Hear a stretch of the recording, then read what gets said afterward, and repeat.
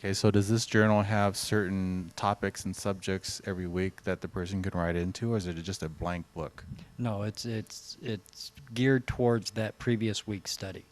Okay, so the tools then that I'm looking at now is we have a DVD presentation on video, we have the small group discussion, and then the third tool here seems to be a journal in which you give to the attendee. Yeah, to the participants, they get that journal.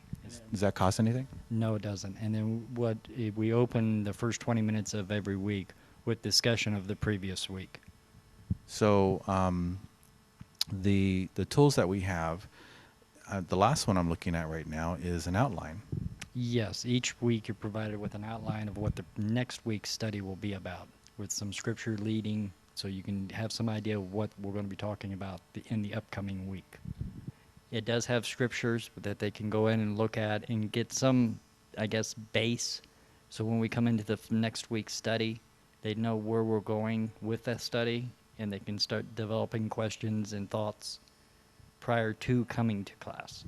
Okay, so this helps have people get their bearings. Yeah, basically, to get their bearings for the next week. Okay, and all this is centered on the concept of truth. Concept of truth. Now, do you guys get into Aristotle at all, or any of the Greek philosophers?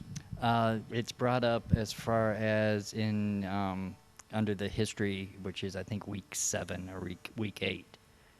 Okay, so belief in terms of the Christian worldview belief, as opposed to the Greek philosophers' worldview?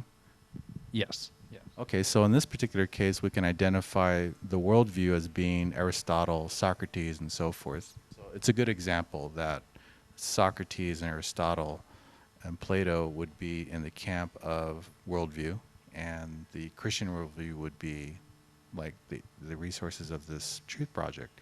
What are the resources of this Truth Project? Oh, the Holy Bible. Okay, God's Word. so you're using the Hebrew Bible? Yes.